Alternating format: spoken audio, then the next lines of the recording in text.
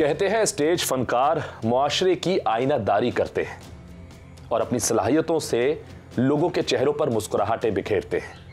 लेकिन जिंदगी का स्टेज हमेशा एक जैसा नहीं रहता। कभी कभार जिंदगी ऐसे मोड़ पर ले आती है जहां इंसान अपनी सारी कामयाबियों और मेहनत के बावजूद मुश्किलात का सामना करता है। आज हमारे प्रोग्राम में शामिल हैं माजी के मारूफ फनकार मेहताब अली साहब, जिन्होंने अपनी सलाहियतों, अपनी गुलकारी और अपने फन से लोगों के दिल जीते हैं। लेकिन आज जिंदगी की सख्तियों के बाइस इन्हें मुश्किलात का सामना है। इनकी कहानी जिद्दोजहद, हिम्मत और जिंदगी के नशेबो फराज की दास्तान है। आइए इनकी कहानी इन्हीं से सुनते हैं और जानते हैं वो माजी में कैसे फन की खिदमत करते रहे हैं और अब जिंदगी के चैलेंजेस का कैसे सामना कर रहे हैं। अस्सलाम वालेकुम सर। वालेकुम अस्सलाम व रहमतुल्लाह। कैसे हैं आप? करम है अल्लाह का। सर बहुत शुक्रिया वक्त देने के लिए। नहीं आप मोस्ट वेलकम। सर सबसे पहले मैं ये जानना चाहूँगा कि आप बताइएगा अपने चाहने वालों को, अपने देखने वालों को, कि आपने अपने जो ये फ़न का सफ़र है ये कब शुरू किया और कैसे शुरू किया? बेसिकली मैंने ये अपना जो फ़न का सफ़र है ये 1982 से शुरू किया था। ठीक है। एक एकेडमी हुआ करती थी, वो पैरा आर्ट एकेडमी के नाम से। उसमें तमाम फ़नकार जो है अपने आके रिहर्सल्स वगैरह किया करते थे, जिसमें तहसीन भी थे, तहसीन जावेद साहब, हसन जहांगीर साहब, ये सारे वहाँ होते थे मौजूद। और हमारे कॉमेडियन हुआ करते थे, इनका इंतकाल हो गया, तनवीर खान, वो भी वहाँ होते थे। तो ये सारे होते थे। फिर वहाँ से मैंने अपना मतलब इब्तिदा किया। फिर उसके बाद जो फंक्शंस की एक सिलसिला चालू हुआ शोज़ वगैरह में जाने का, वहाँ से चलते रहे। बस इस तरह से कराते फिर अचानक से एक हमारे एक दोस्त हैं जावेद बशीर साहब, वो प्रोड्यूसर हैं। उन्होंने उमर के ड्रामे वगैरह वो अक्सर व बेशतर ख़रीदा करते थे। रियो ऑडिटोरियम में शो हुआ करते थे। अब तो कराची में थिएटर ही नहीं रहा। बिल्कुल सर, सारे थिएटर ख़त्म हो गए, बस एक आर्ट्स काउंसिल का रह गया। जी। और उसमें भी बस ये है कि सालाना समझ लें तक एक तकरीब हो जाती है, जिसमें अहमद शाह साहब वो फेस्टिवल कराते हैं ड्रामों का। ये उनकी भी बड़ी मोहब्बत और मेहरबानी है आर्टिस्टों पर कि एक तो साल में एक दफ़ा लोगों को जॉब मिल जाती है करने को। बहरहाल तो कहने का मकसद ये है कि बस वो मैंने अपना स्ट्रगल वहाँ से शुरू किया और फिर प्रोग्राम्स के हवाले से अल्लाह पाक ने बड़ा करम किया और चलता चला गया। फिर 91 में फ़र्स्ट टाइम में पाकिस्तान से बाहर गया दुबई के शो के लिए। अच्छा। फिर तकरीबन 4 साल तक मैं कंटिन्यू वहाँ पे जाता रहा, 94 तक। उस दौरान भी शोज़ वगैरह के हवाले से एज ए आर्टिस्ट मैं जहाँ भी गया अल्हम्दुलिल्लाह एज ए आर्टिस्ट गया। और मैंने अपना जो मेरी टाइम पीरियड होती थी उसमें मैंने परफॉर्म करके वापस आना होता था। हाँ, मैं मतलब बीच में दुबई के बाद फिर मैं साउथ अफ्रीका भी गया, मैं अल्हम्दुलिल्लाह कीनिया भी गया और इंग्लैंड भी गया। साउथ हॉल वगैरह में मेरे शो थे, वहाँ पे वो किए। फिर उसके बाद जो है 95 में मैं फाइनली अमेरिका गया था।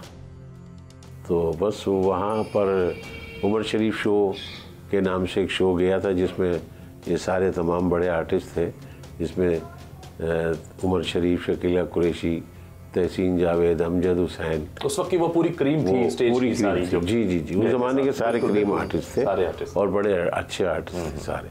तो बस वो हमने वहाँ पे जो शोज़ वगैरह किए, फिर उसके बाद जो है फाइनली जब शो ख़त्म हुआ है तो हम सबने मतलब ऑर्गेनाइज़र की मर्ज़ी से सबने डिसाइड किया कि जी हम नहीं जाएंगे। अच्छा, फिर आप वापस यहाँ नहीं आएंगे? नहीं, और वहीं रहेंगे सारे। हाँ, सारे फनकार तकरीबन सिर्फ 2 यानी कि वो ऑर्गेनाइज़र के साथ टोटल 2 आर्टिस्ट वापस आए थे, जिसमें उमर शरीफ और शकीला कुरैशी। अच्छा। बाकी वापस आ गया, आप लोग वहीं रहे? बाकी सब वहीं रहे, जिसमें म्यूजिशियन भी शामिल हैं और आर्टिस्ट भी शामिल। फिर वही वहाँ की ज़िंदगी का स्ट्रगल शुरू हो गया, तो वो करते रहे। वहाँ पर अल्लाह ने बड़ा साथ दिया। मेरे एक्चुअली थोड़ी सी रुकने की वजह जो थी वो एक तो ये भी थी कि मैं अपनी फैमिली में, मुझसे सिर्फ बड़ी एक बहन है बाकी सब मुझसे छोटे हैं। अच्छा। और माशाल्लाह मैं 9 बहनों का भाई हूँ। अरे माशाल्लाह। और मुझसे 3 छोटे भाई हैं, सब छोटे ही हैं। तो बहरहाल अल्लाह पाक ने शायद मुझे, मैं समझता हूँ ये बात कि रब ने उस वक्त भी मुझे अमेरिका जो भेजा एज ए आर्टिस्ट में शो करने गया, तो वो शायद मेरी बहनों के ही लिए अल्लाह ने मुझे भेजा था। और मैंने यकीन जाने सन 2000 तक जो है मैंने अपनी 9 बहनों की शादी वहीं से निपटाई। और उसके अलावा मतलब 2 छोटे भाइयों की भी की थी। 11 साल रहा हूँ और 11 साल में मैंने अर्तुगरुल भाई इतनी ट्रैवलिंग की है, इतनी मैंने ट्रैवलिंग की है बाई ईयर, क्योंकि मेरा अपना वहाँ पे बैंड था। ओके। ना जी, हार्ट फाउंडेशन के नाम तो से। वहाँ भी आप मतलब फन की शोज खिदमत कर रहे थे? जी जी जी जी, वहाँ पे भी शो करता था मैं। और ख़ास तौर पे 14 अगस्त के हवाले से तो हम बहुत ही जगहों पे जा के प्रोग्राम किए हैं। और मुझे अच्छी खासी तादाद में वहाँ ज़ाहिर पाकिस्तानी लोग रह रहे थे। बिल्कुल, जो ओकेजन है इस तरीके से नहीं, उसके अलावा भी करते रहे। इसके अलावा ये होती थी कि 14 अगस्त के जो प्रोग्राम्स आते थे वो ज़्यादातर सिटीज़, बड़ी सिटीज़ के तो होते ही होते थे, लेकिन अमेरिका के 52 स्टेट्स हैं और सिवाय 2 स्टेट्स के मैं तमाम स्टेट्स में गया हूँ। अच्छा, यानी मैंने 50 देखे गुलकारी के और अपने फन के हवाले से। जी जी जी, वो इस तरह से कि वहाँ उन्होंने हर स्टेट के अंदर जो है ना 1 से 2 यूनिवर्सिटी है। सर ये बताएं कि इस सारे बीच में जब आप गए, मतलब आपने जब अपना करियर स्टार्ट किया और उसके बाद आप अमेरिका चले गए, वहाँ पे आपने जो भी मतलब फ़न की भी आप खिदमत करते रहे, एंटरटेन करते रहे, गाए बगाए, ये सिलसिला चलता रहा। सर ये पूरा जो आप एक्सपीरियंस आपको कैसा रहा? फ़न की खिदमत करके आपको कितना मज़ा आया? क्या ये तजर्बा कैसा रहा अब तक का? मेरा जो एक्सपीरियंस रहा वो बहुत अच्छा। म्यूज़िक गाना बेसिकली मेरा पैशन है। मैं आज भी चाहता हूँ कि मैं गाता रहूँ और अल्लाह ने मुझे आज भी, मेरे रब का एहसान है कि मेरे गले में अभी भी वो ताकत है जो मैं पहले परफॉर्म करता था। हाँ, उस वक्त मैं परफॉर्मर था कि स्टेज पे परफॉर्म करके गाता था। आज थी बिल्कुल के साथ हाँ, करना वक्त के हिसाब से। आज जो है मैं अपने बैठ के 1 मैन शो किया करता हूँ। वो आते हैं तो मैं करता ज़रूर हूँ, लेकिन आजकल उसका भी बड़ा फुकदान हुआ है।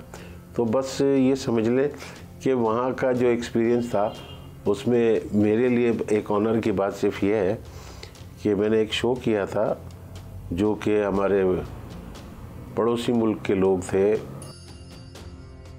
सरदार जो होते हैं ना सिख, जी जी, ये वो हमारे एक दोस्त थे, वो गुरजीत नाम था उनका। वो फार्मर है वहाँ पर इलिनॉय में, उनकी बहुत मतलब ज़मीनें वगैरह, और उनका काम ही खेती बाड़ी का है, बहुत मिलियनर आदमी है। उनका शो मैं ही किया करता था। तो हम उनके शो में जब गए, एक दिन उनके बेटे की शादी का शो था, तो वहाँ जो ऑडियंस में लोग आए थे उसमें जब हम वो लोग आते जा रहे थे और हम देख के अपने तौर पर सरप्राइज़ हो रहे थे कि यार ये वो लोग हैं जिनको हम टीवी पे देखते हैं, फिल्मों में देखते हैं। हाँ ठीक है, सही। तो सबसे पहला जो फनकार आया वो राज बब्बर, फिर उसके लोग, हाँ, वो उनके रिश्तेदार थे। सारे फनकार, हाँ, वो बेसिकली वो उनके रिश्तेदार थे।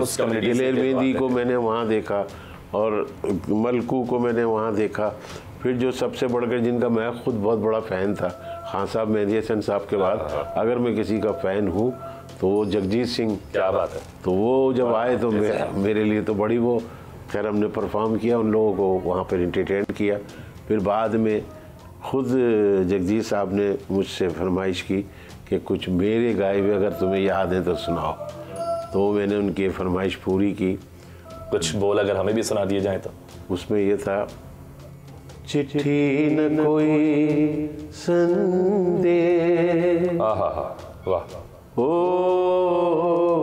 चिट्ठी न कोई संदेश, जाने वो कौन सदे, कहाँ तुम चले गए, जबरदस्त, हो कहाँ तुम चले गए। क्या बात।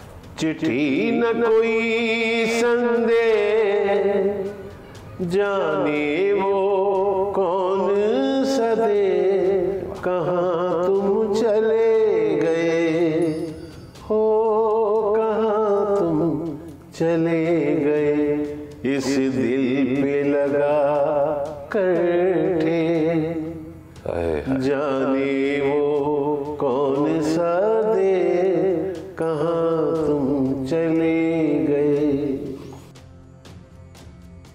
एक आह भरी होगी तुमने तो सुनी होगी, जाते जाते तुमने वाह आवाज तो दी होगी, इस दिल पे लगा करके, जाने वो कौन सा दे कहाँ तुम चले गए। चले गए। क्या बात, वाह वाह, ओ कहाँ तुम चले गए। क्या बात है सर, जबरदस्त। ये चीज़ मैंने जब वहाँ गाई तो वो बड़े ही मतलब मैंने रियली में मैंने देखा कि जगजीत साहब बाकायदा उनकी आंखें भर आई। बिल्कुल, वो उन्होंने फील किया, जाहिर सी बात है, वो उस कैफियत में थे, वो वक्त और हालात को देख रहे हैं कि अल्लाह पाक हमारे मुल्क में भी